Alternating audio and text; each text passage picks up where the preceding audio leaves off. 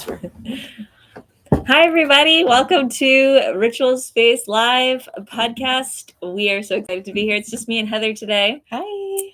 And we're going to have a fun conversation about relationships. But before we dive in, I wanted to talk about what's coming up here at Ritual Space. Yes. So we have, of course, our wellness event that's taking place on June 20th. That's a Friday. It's from 6 p.m. to 10 p.m. So it's a nighttime event. Since it's summer, it gets really hot here.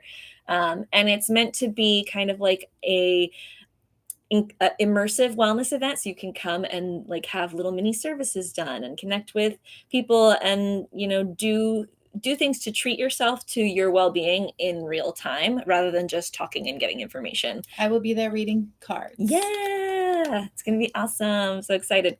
And then we have Sunday Ritual every week here on Sundays. It's kind of meant to be like a sacred weekly space for people to come together and connect in community and just invest in themselves. And we usually host different classes every week. So this Sunday we have Jill, who is currently in France, but she'll be back. Yeah, we're excited to have her back.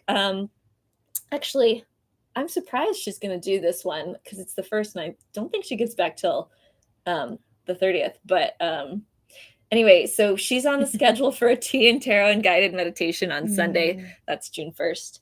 And those are always really, really fun, very connective opportunity to kind of connect with the community, but also like a little bit with your intuitive abilities, which we talked about last week. So tea and tarot is so great for people who are advanced in this work of intuitive development, but also people who are just starting out. It's a really great place to like get your feet wet and be in a really supportive community where you try to read other people's energy, especially if you haven't before. It's a really great place for that. Yeah, it's awesome. So all ability levels welcome. Yeah, and it's super great. And then the other thing is on Friday, which is 2 days from now. It's Wednesday. So Friday, I don't know what the date is. Is it the 31st? It's 9:30. 30 days past September, April, June, and November. All the rest of 31 except February. So yeah, 31st, May 31st, Friday. There is a yin and pin event, which we mentioned last week in the last live podcast. So if you're curious about that, check it out. That starts at 6. It goes from 6 to 8, and it's in the studio. There's always so many great events here. Yeah, it really is such a gem here in Southwest Florida. Yeah, we try to just create unique opportunities that always are about investing in yourself first, but also being in a community, in a safe community of like-minded people who are interested in investing in themselves, interested in connecting with others, curious and interested in spirituality, curious about and interested in spirituality. Yeah, and I think that's a good bridge because I think this place does a really great job of providing so much space for people to go within and get reflective, but also to play out then that healthiness in relationships with people who are connected here. There's so many people who are doing the work and wanting to just progress on their spiritual path or their just life path and do it with others and not just by themselves. Totally. And I actually love that as a transition into our conversation about relationships. Yeah. And I don't know, just kind of about how maybe we can start with that self-work piece and the way that plays a role in having healthy relationships. Yeah, and I think maybe we should talk about the lens that we're approaching this individually from. So what's your self-work around relationship? How would you define that? Okay. So for me, I've focused a lot on creating content about healthy relationships. I consider myself in part a relationship writer. I write a lot of content about relationships, and in my fiction too, focuses relationships. And you be on TikTok. Yeah, I do. Me too. Yeah, we talk about it on TikTok. And the reason that I like to talk about relationships is because I have had a long journey with developing and having healthy relationships, starting with having really unhealthy relationships that stemmed from low self-worth. So for me, my relationship content is always going to come back to self-worth at the end of the day and addressing that as the foundation for developing healthy, happy relationships with others, whether it's romantic, friendships, whatever, because I've had bad relationships all around because All of around. low self-worth. Yeah, So gosh, yeah. yeah. Yeah, I think I am approaching this from doing my work in the psychic field, doing intuitive development, channeling, having that expanded consciousness, and then bringing that back down to earth. It really feels to me like what humanity is ready for on a collective level in terms of progress and upgrades and awakening is doing relationships in a way that is more healthy. Mhm. And I think so many people, there's been so many widespread movements that have really shown this to be the case. People are starting to, on a widespread level, understand the idea of boundaries Mhm. and that it's okay to have them Mhm. and that it's actually really good to have them and really healthy. And so, whereas we were once enmeshed and, inclined to be toxic in that way, now we're starting to separate out who am I, who are you, where do you begin, where you end, and how do we cohesively move forward together, but not as one. And even like in the parent child, there's been a huge movement toward like estrangement and putting down such boundaries that people don't always have interactions with their families like they used to. If they do, they're very, very different, very boundaried up. And this is happening on a wide scale level. So for me, it's about diving in and doing the work on a collective level. But I mean, on a personal level, there is nothing that can derail your day more than your relationship, especially your romantic relationship. Mhm. I mean, it is so, and then vice versa. When you feel proud of your relationship, it can really, like, you can soar. You feel like you can do so much more when you have that dynamic of a healthy, supportive relationship that accepts you in your authenticity. So, as somebody who has also run the gamut, everything from divorce to family estrangement, I mean, even had to reset my entire community of friends that I had vested in for decades on a personal level, and then rebuilding, the friendships that I have now, the community that I keep, the romantic relationship I have with my husband, and the way that I do allow myself to open up to my family now, which is very boundaried. It is always, always about my relationship with me Mm. entirely. Yeah. And going back to self-worth and who am I, what do I want, and self-reflection. Yeah. And I think that that's the first step to having like a healthy relationship. It's showing up in your relationship with the knowing of what you want and expect from the relationship, how you want to be treated, and making sure that that's clear in your all of your relationships, and that Mhm. that's spoken about. And if so, and sometimes it doesn't need to necessarily be addressed like upfront, right? But if then something happens where it's like, oh, that's not in alignment with how I want to be treated, then it has to be addressed at that Right. point, right? Because there has to be room to grow within the relationships we have. Yeah. And that's how you grow. Yeah, yeah, for sure. I feel like I was going to say something else, but I got distracted by myself. Sorry. No, by Sorry. myself. My own thought. My own I do thought. that too. So we're just going to do that back and forth today, probably a lot. But I was thinking also, what was I thinking? I was thinking of the idea that I feel like a core wound in relationships is this idea that people have that somebody else should be responsible for my happiness. And we might not even say that consciously or admit that out loud because we want to be strong and we want to be individualistic and everything. But I think it is a lot of pressure to sit with the idea of my life experience is truly all about what I choose to do, the meaning that I make out of the circumstances around me. And it's really easy to make somebody else responsible for that. Mm. And like in a romantic relationship, saying, like, you're not fulfilling me, you're not making me happy. And I mean, it wasn't that long ago we had movies where the catch line is "You complete me." Yeah. And it's like rom-com ridiculousness. I mean, Mhm. these are fed into the collective mindset in such a terrible way for so long.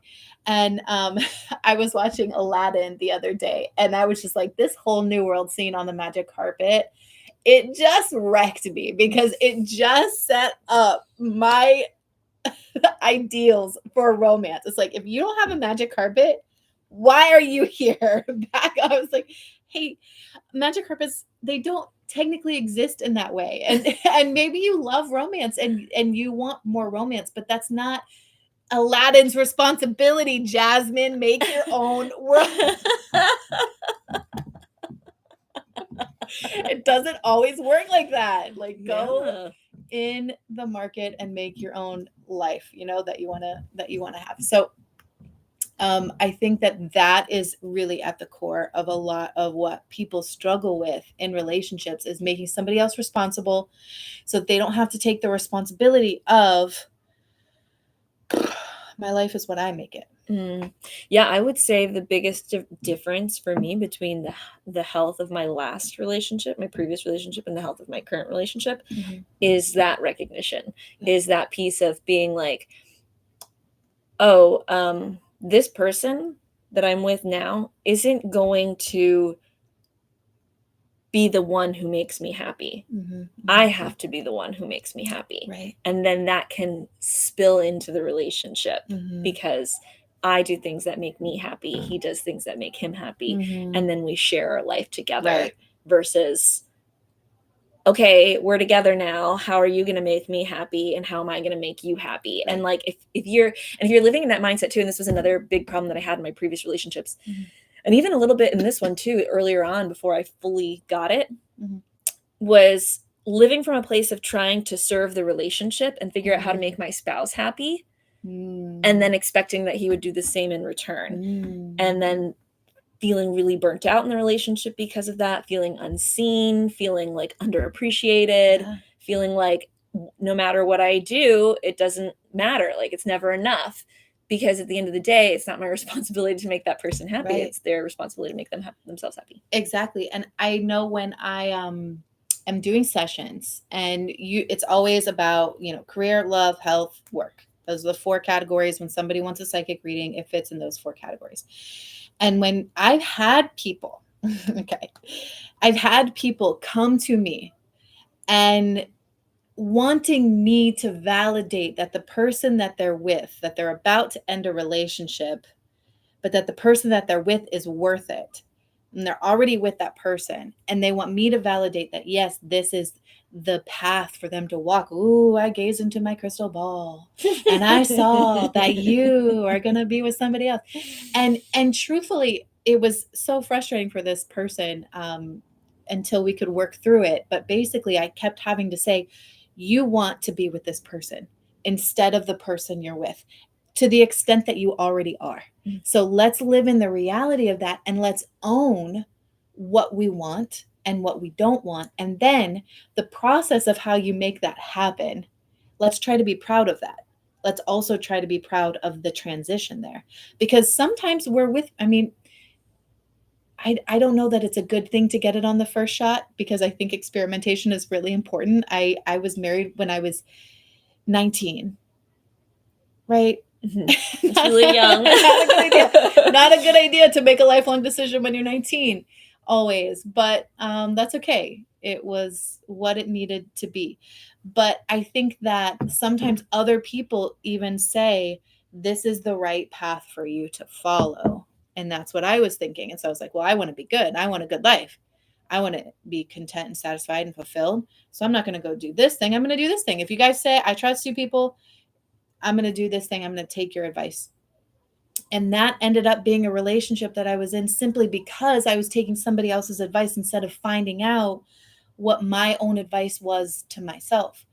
So there's a lot of reasons why we get into relationships. And I think it's not always going to work out if you're not very in tune with who you are, what you want, and how to ask for what you need in a respectful way that honors the relationship and the other person that you're in. Mhm. And when you find yourself in those spaces where you're like, hey, this isn't what I want, then you have to be the one to make that shift. And that can be the thing about relationships is it's entirely triggering to everything that's terrifying within you. Yeah, it's the biggest mirror. Your relationship, especially your romantic partnership, is the biggest mirror for your stuff. And I think it's your biggest avenue for self-healing as well, if you're Yeah. willing to look into that mirror. Because it is good news when you're willing to look into the mirror, because then you can say, okay, I don't like this right this moment. So how do I become the person who's empowered and takes action toward making it something more that I do want? Yeah, for sure. And then I think that there's like nuances here too, right? So like there may be some non-negotiables that you have in a relationship. And just to give a silly, stupid example, let's say you're the kind of person who wants to receive flowers from your spouse on the regular, right? Good example. And Great you- example.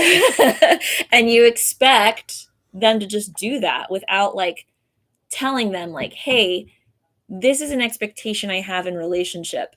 Is it something that you're able to fulfill for me, right? Mhm.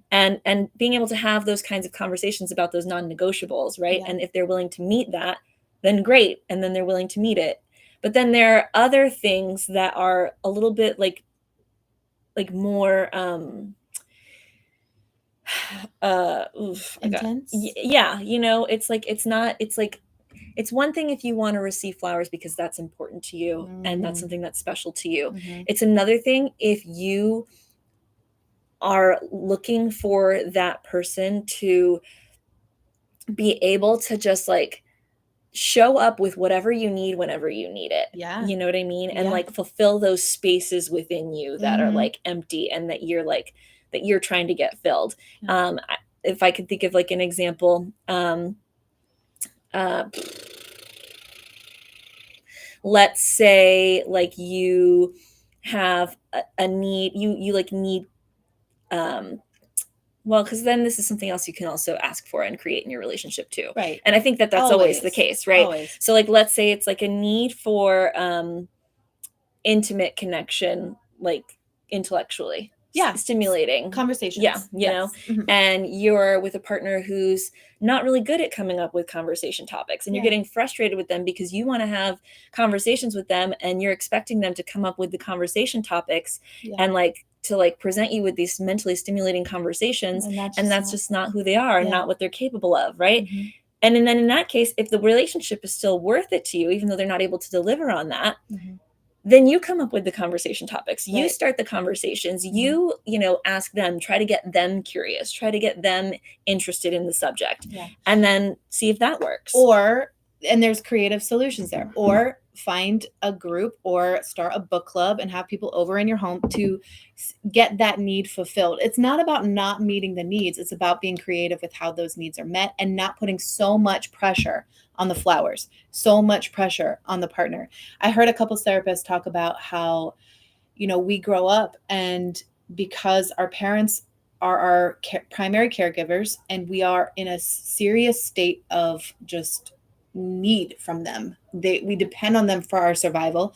And at the same time, they're not perfect and can't always meet our emotional needs or even be aware of those emotional needs.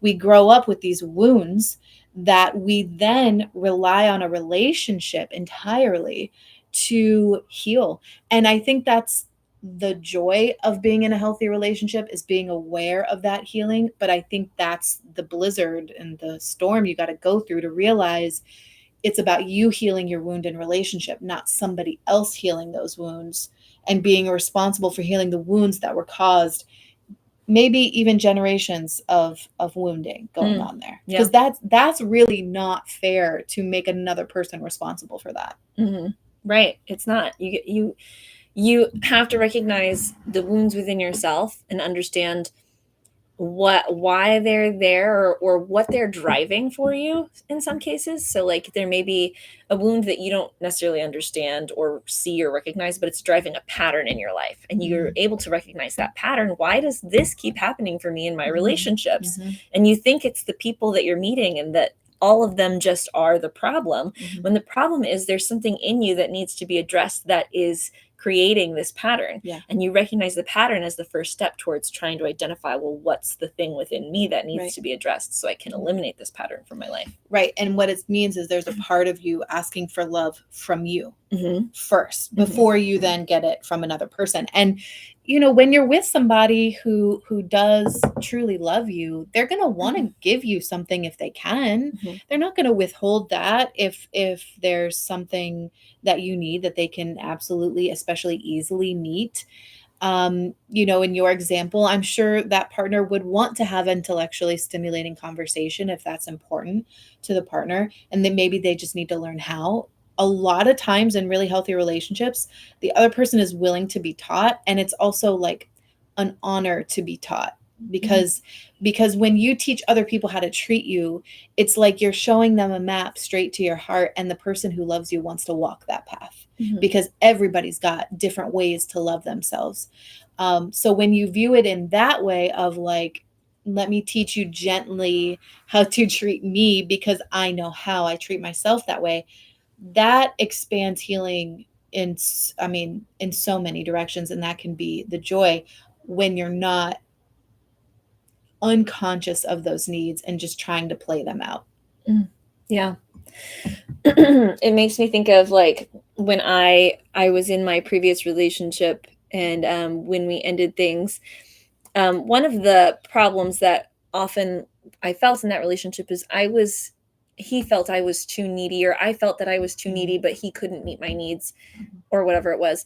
And I started going to therapy after that relationship and working on some stuff within myself and recognizing. And I remember my therapist said to me, she's the first person to introduce the concept of like telling your partner what you want and what you need from them, What a novel like, idea. when you're establishing. That's a novel idea. I didn't know that for most of my life. Yeah. It's like, oh, I have to tell them what I want. They don't just know automatically. They don't just figure it out and like kind of like adapt themselves around me. Like, oh, oops, that's what I thought. And then I remember when I met my husband now, one of the things that I told him was, I'm really needy and I require a lot of attention. So if you're up for that, so get ready, buckle up. If you're up for that, then like let's keep going. But even then, like at that point, I still didn't have the self-worth enough to identify that like just because I have needs doesn't mean I'm needy, right? Yeah. Like this is not a burden that I'm putting That's on right. him. You know what I mean? This is who I am, and these are what my expectations are. Yeah. And that's something that I've come into more recently. Like I'm not too much. That's right. I'm a lot. That's why I like to say I'm a lot. Yeah. I need boundaries. I need room, but I'm not too much. Nobody's too much. And then the more you get that reflected back to you, the more you even kind of are more relaxed on getting those needs met. And it's even more of a flow. Yeah. And even then, like I still had to learn, like, because I told him I have a lot, I need a lot of attention. The expectation was that he would just automatically give me the attention, right? He's like, no, have fun with that. Yeah, no, it's not the case. It's he's always gonna, because he's his own person, he's always gonna default to his way of being and his way of thinking and his way of doing things. But because we've had this conversation, I know that I can come up to him regardless of what he's doing and being like, I'm feeling like I need some attention right now. Yeah. And he will stop what he's doing and come spend time with me. No, that's so cute. It's like still at the end of the day, my job to like say, right, I have a need. And I know it's not your job to meet it, but I'm asking you to come help me meet it right now. You know what I mean? And I think some people think that's not romantic, or they would be mad that why do I have to ask in the first place? And it's self-loving. Yeah. It's self-romantic. Yeah. It's giving yourself the magic carpet that you need. Yeah. to zoom around the world. 100%. I love that. I've heard it as kind of described as, we have these needs and we're asking the other person for help with healing those needs. But what happens is we're different. And, the idea of opposites attract, that could be negotiated. But there are differences between people. Any two people together are going to have differences.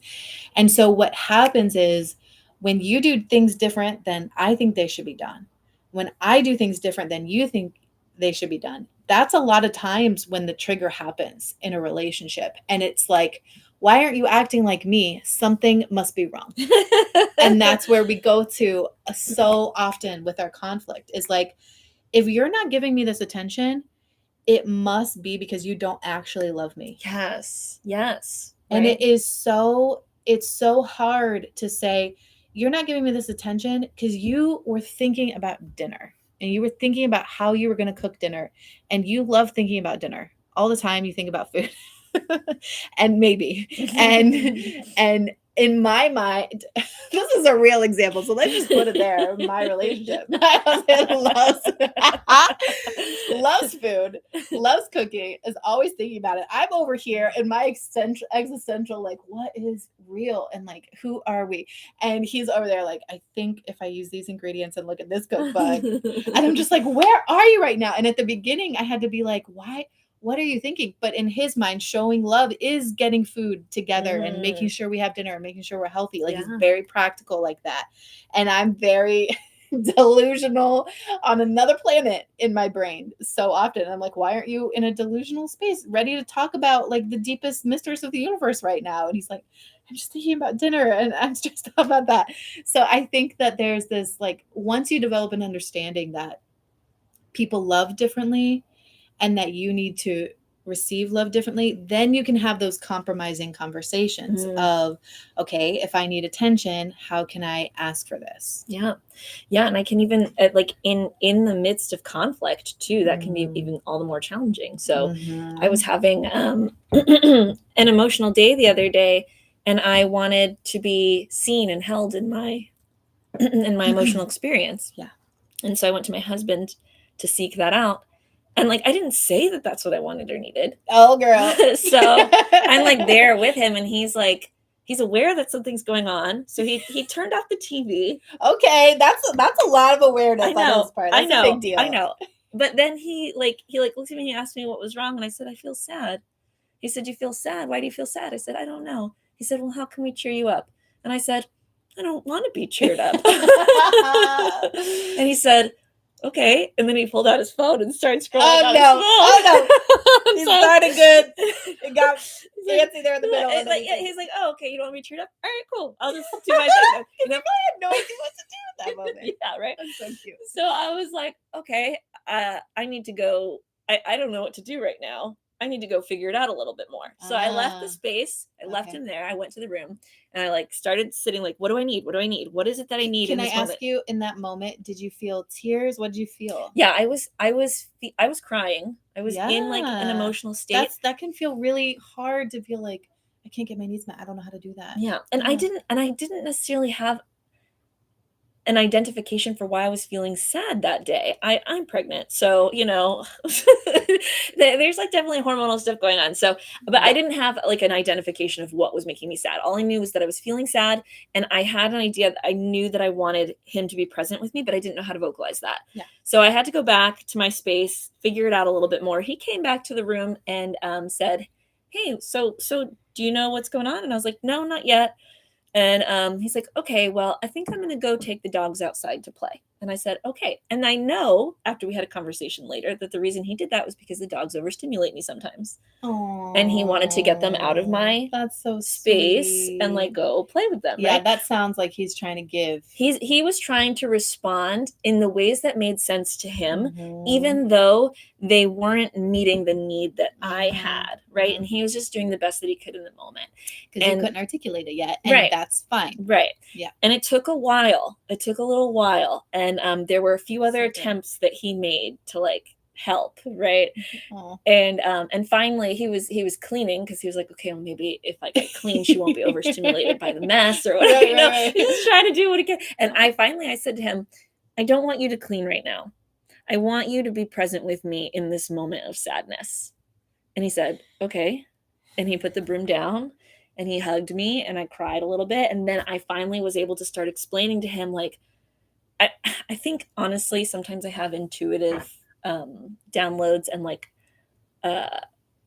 understandings through emotions. So like I'll have an emotion that doesn't have a real purpose. That's like the purpose is for me to have a new understanding about like humanity. Yes, I totally feel you. So I was having that and I was explaining it to him. I was like, oh, I have like a whole new level of understanding about something. And I was trying to explain it to him and he was cleaning. And I was like, no, I want you to stop cleaning and like listen and be present with me to Yeah. this. And he's like, okay. Yeah. But then afterwards, and I explained to him, he was frustrated with me Okay. because I wasn't seeing all of the ways he was trying to help me. He wasn't feeling seen then. Yeah. Ooh, Yeah. And so then okay. we had to talk through and work through that. And I was like, oh my gosh, I appreciate, you know, what you're Yes. doing. Yes. And you can continue to do those things if that's what you want to do and how you want to respond to the situation. But I want you to know, like, in that moment, this was exactly what I needed from you. Yeah. And now that moment's over and you can go back to doing your thing. Like, Right. you know, Yeah. and it was fine. It ended up being fine, but there was like a little bit of conflict there. And it could have gotten to the point where where we fought a little bit intensely because I could have been like, yeah, I don't know. Why didn't you show up for me? Yeah. And now how come you didn't see all these things I do for you? You never see what I do. Yeah. Yeah. Right. But it definitely brought something up for him. Yeah. That was a trigger that he needed to address with me and needed me to see and hold space for too.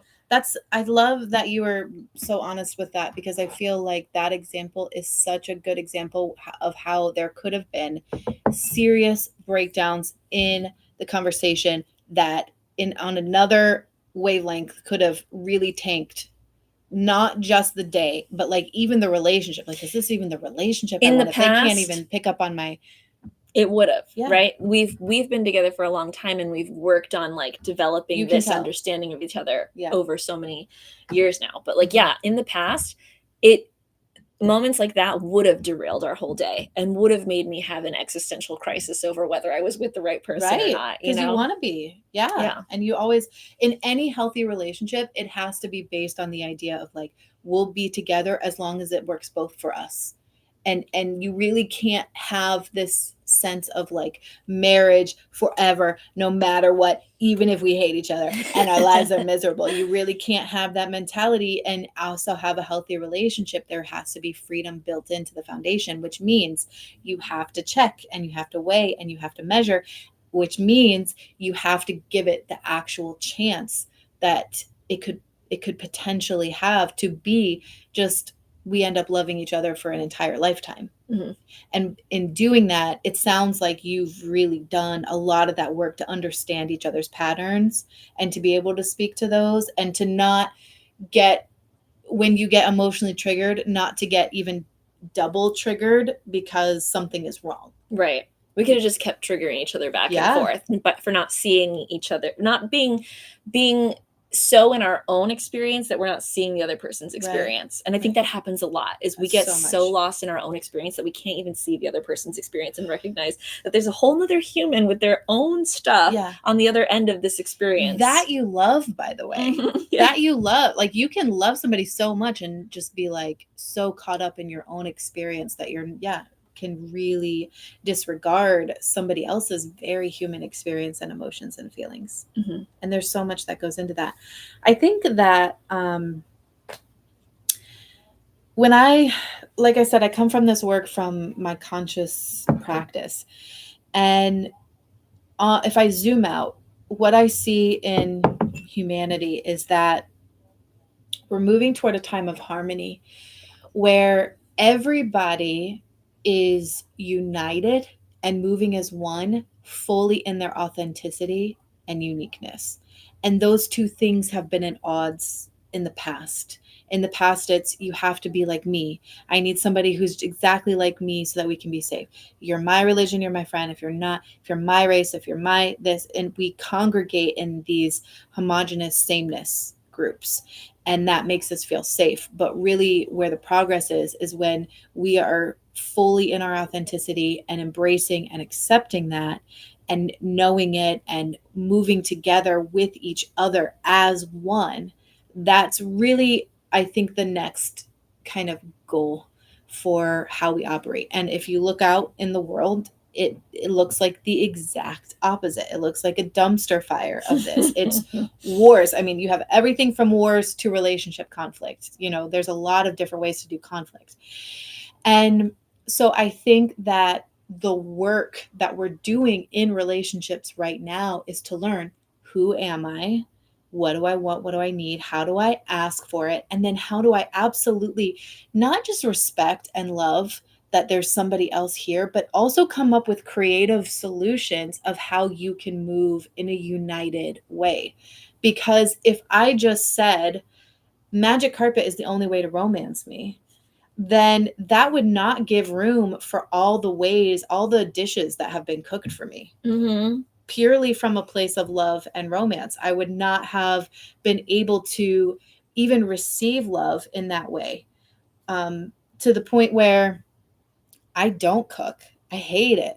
I'm not a fan. I just like, give me a string cheese and like a granola bar and I'm good to go. And string cheese and granola bars have been banned in my household. I'm not allowed even to buy them because it comes from a place of wanting me to eat a cooked meal that is like chosen and nutritious and prepared and prepped and everything. And so if I wasn't willing to see how somebody else could love me and receive that in a way that I wasn't necessarily expecting and get creative about those solutions, then well, I would have missed out on a lot of expansion and happiness and Yeah. romance, truly. It's really beautiful when you take the time to slow down your mind enough to truly witness the ways that people who love you show you love. Ooh, that is so good.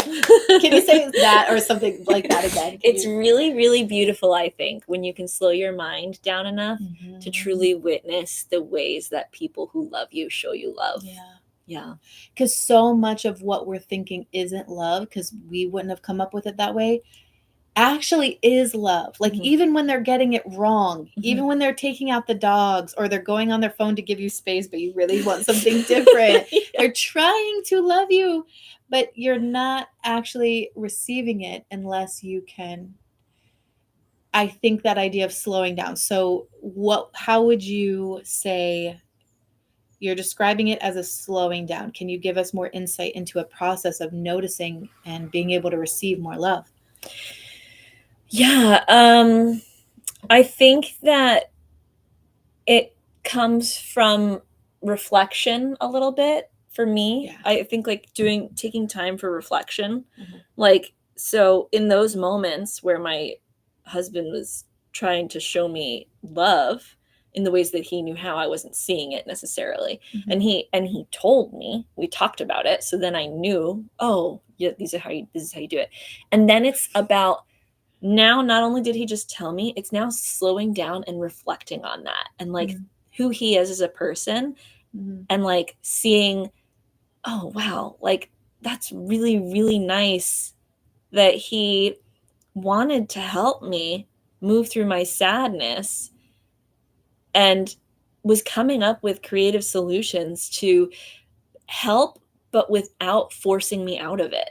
Right. Because I think a lot of times, and this is something that he and I talk about a lot, is like, Yeah.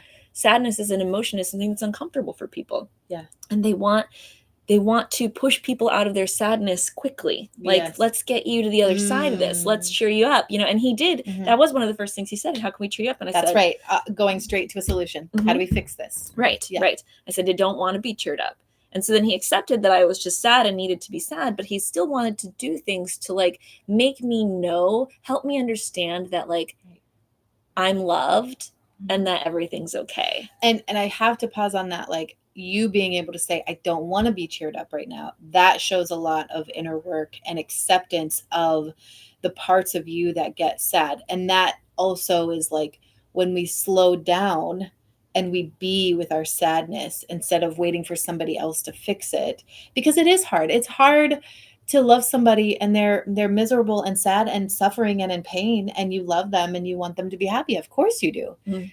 I really don't think that's a bad thing. I think that means you're not cruel. I think that's a good thing. Mhm. And then at the same time, though, it's what we're doing is we're trying to be loved as we are, all the ways that we're expressing ourselves. Yes. So the fact that you could say, I don't want to fix this, I want to be sad, means you've done that in so many ways for yourself. You've said, I love the sad parts of myself and the angry parts and the happy parts, and I will sit with them until I learn what they're trying to teach me, knowing that there is no sadness that lasts 100% of the time. Yeah. Yeah. And I think for me, one of the things that I explained to him in the moment, or after I processed everything, was, do you see, if we would have tried to just move straight to cheering me up, then I wouldn't have been able to move the sadness out of my body. Yeah, and it would have gotten bigger. stayed. Yep. Mhm. It would have just been stayed in there and been neglected. Yeah. And now I'm like just trying to be cheerful through something that's happening within me that Right. that needs my attention. Yeah.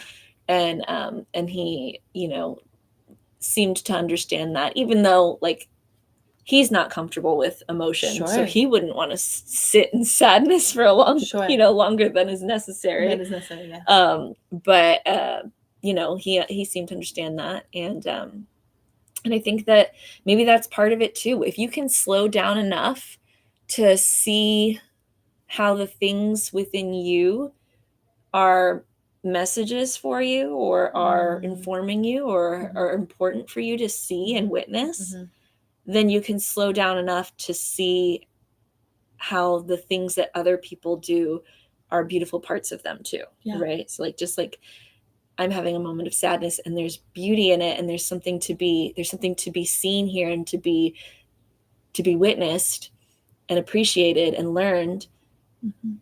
If I can get through that, then like I can also see my spouse in a moment of frustration and be slow enough to hear him out and understand where he's coming from, and not just bulldoze over his emotion now that he's and then see, because he's presenting it to me, oh, what you're doing is very loving, even though I wasn't seeing it before. And when were we shown this? I really feel like I feel like it's amazing that you can access this, and I know there are people who can now, and I think that's part of the collective like awakening that's happened. But I think if you think about it, growing up, I don't know of any relationship. I personally don't. I'm sure they exist. I'm sure this is not the first time a healthy relationship exists, but they're not in our movies, they're not in our TV, they're not in our songs. Yeah. And they're not always in our homes or exemplified around us either. I feel like what we're shown about relationships a lot in media and all the things that you just said is like reflective of codependent patterns. Is like what I see a lot in the way that relationships are portrayed. Which is that victim mentality of, I need you to be responsible for my happiness because I'm not ready to take the responsibility for it because things don't look good. And if I was responsible for this, then I would have to change it. And while that's freeing, it's also, it's a lot. Yeah.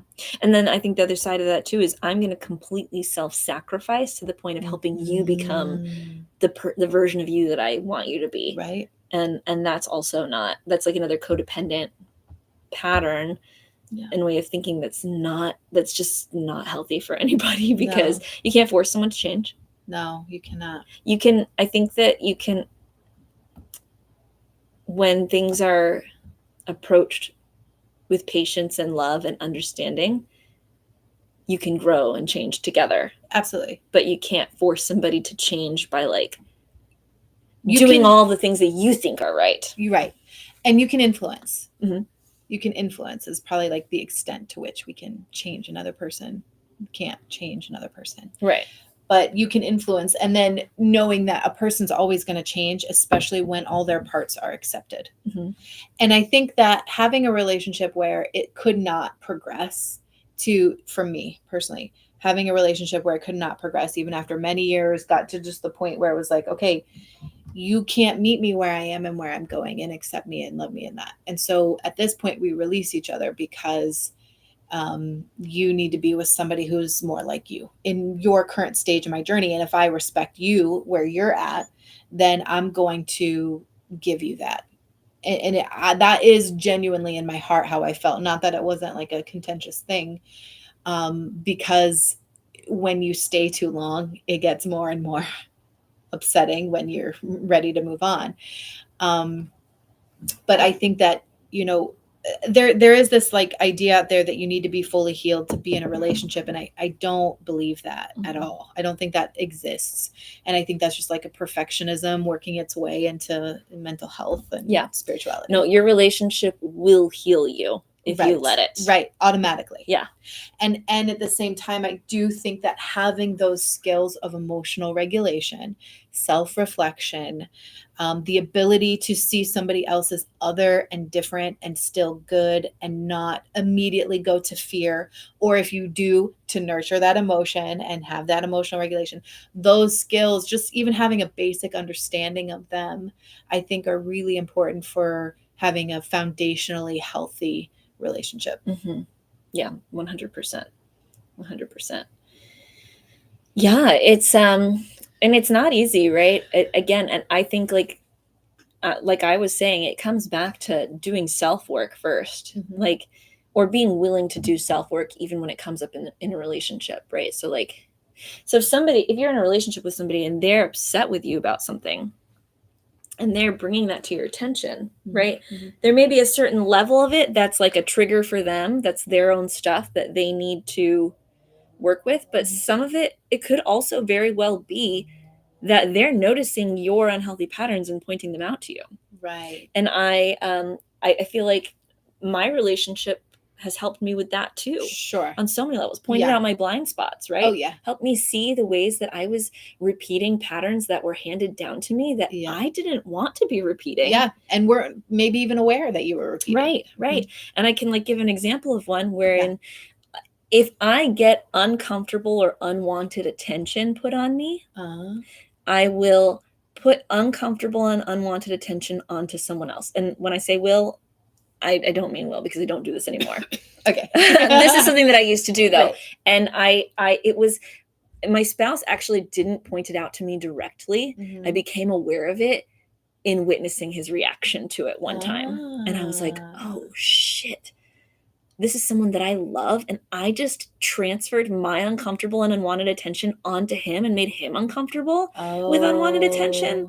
That feels yucky. So there was a situation where somebody put attention on you and you were like, hey, you take over and you do it. And then he had to jump in and he didn't want to? It was essentially like at a point when I was young and, I wasn't sure if or when I wanted to have children. Mm-hmm. And somebody in a group setting asked me like something about having kids or whatever. Mm-hmm.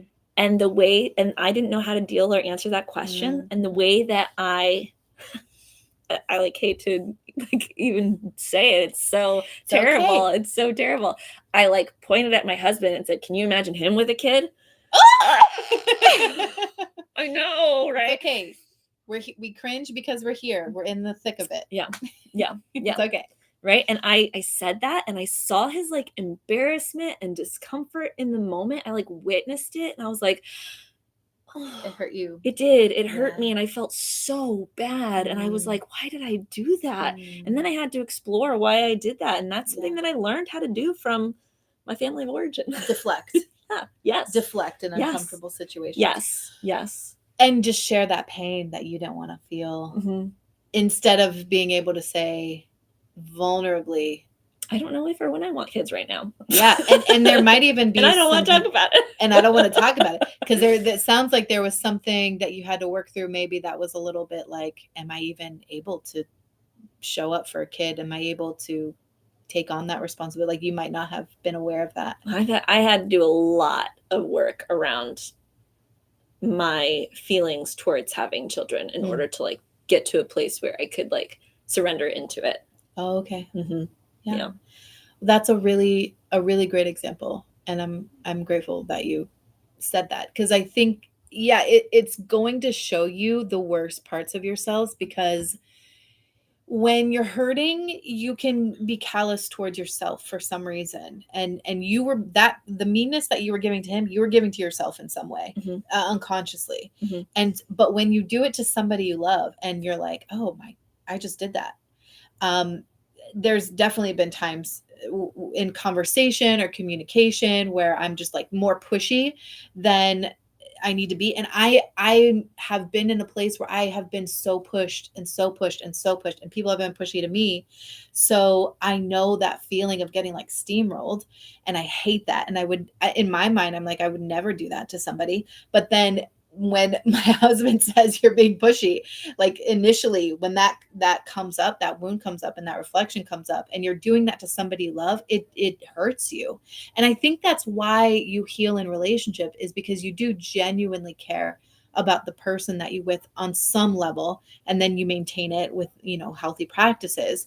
But to see yourself kind of be mean to yourself, you don't always register it, but when you're mean to somebody else, you're like, I gotta handle that. I gotta handle that pattern. Like, and I need help. Like, if I do that again, let me know. I'm gonna work on it. I hear it again, I back up, I apologize. You don't get defensive. You accept, and you kind of like work through it, and do that together, and do that work together.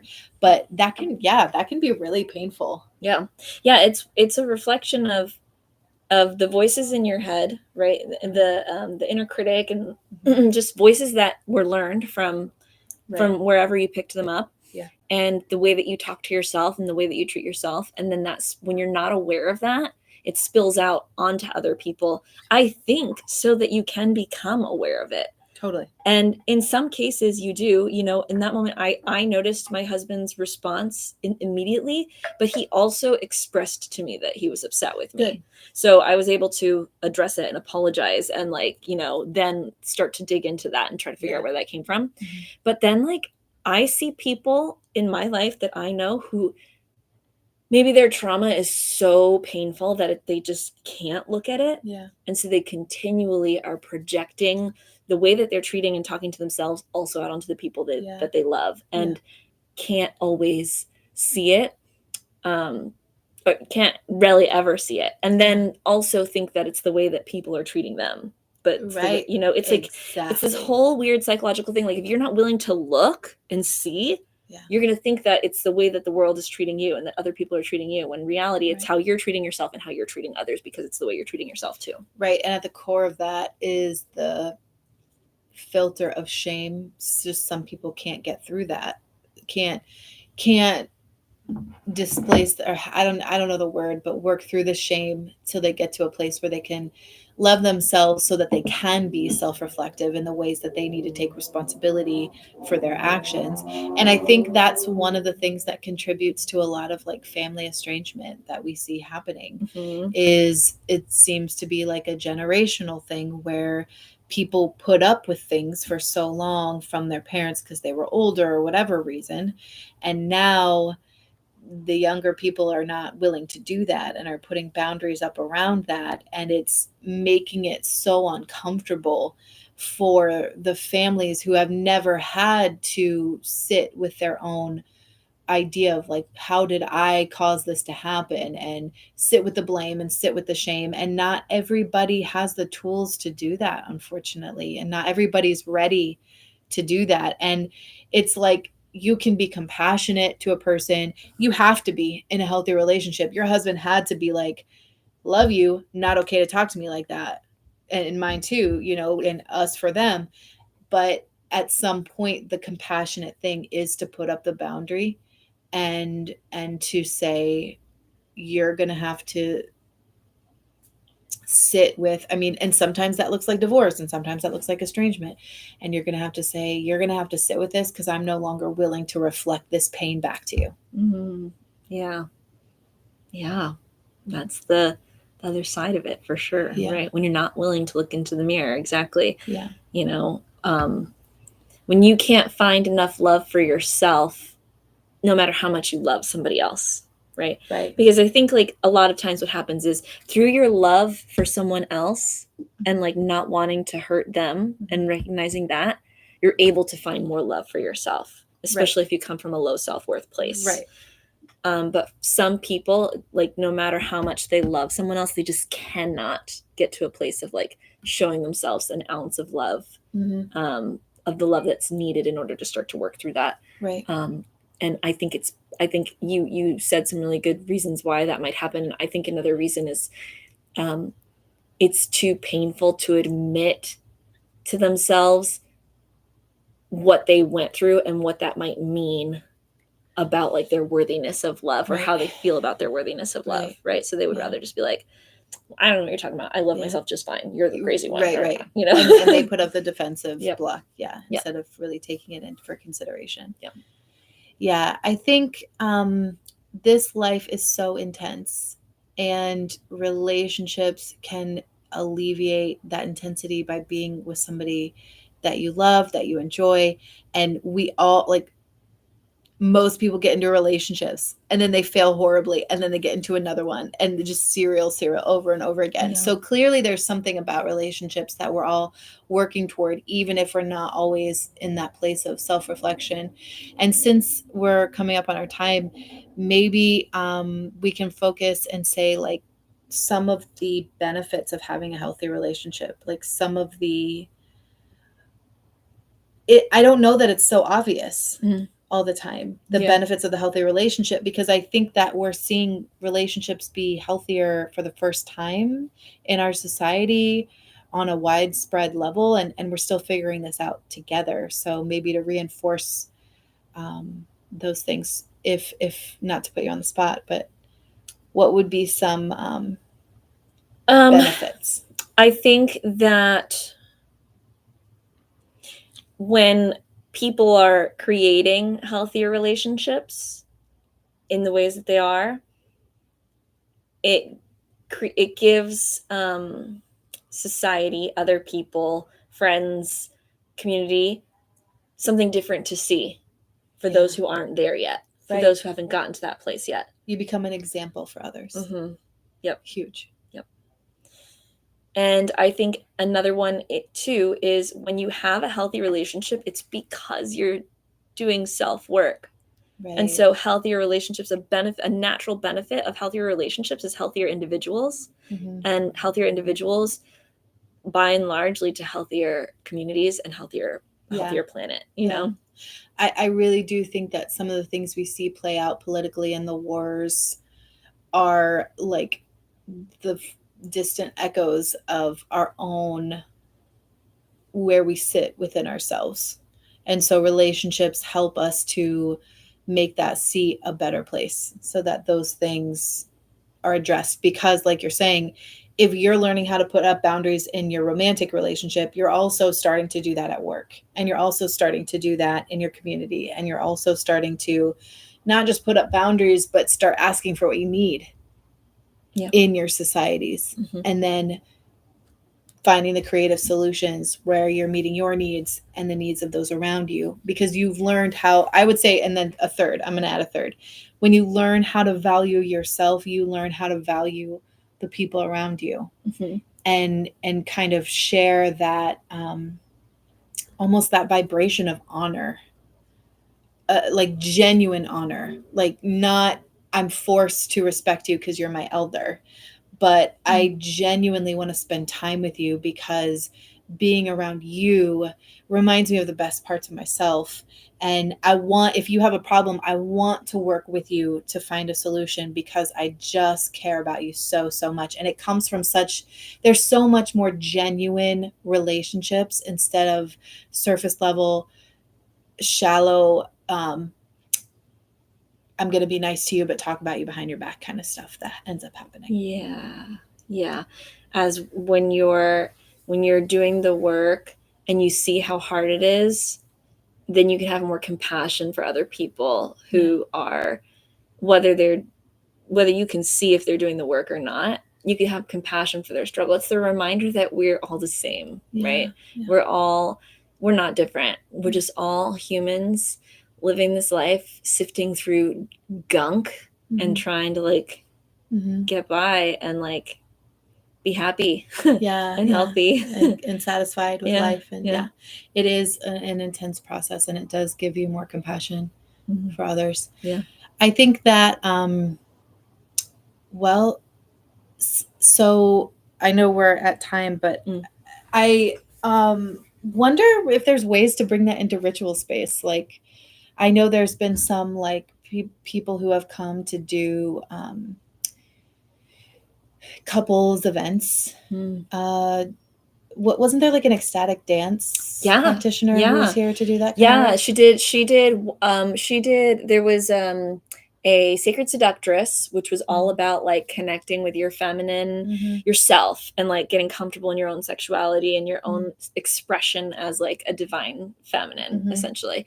And I think that was about health and relationships in Yeah. terms of like intimacy. Yeah. And then she's a sex therapist. So that's kind of like her specialty. And then she held also a dance class for couples. Yeah, that's Right? amazing. I wasn't Yeah. able to see it, but Yeah. maybe that would be something that we'd love for you to comment on. If there's something that you could see happening at Ritual Space that could benefit relationships, maybe there's something you'd like to ask for. Ask for what you need. You, friend here who's been hanging out with us. Yeah. Yeah. Thank you for being here, by the way. Yeah. So appreciated. And I know we forgot to encourage people to comment next time. We have one. Let's say hello. Just hello. Thanks for hanging out with us. Yeah. All right. Guess that's it. All right. My millennial sign off.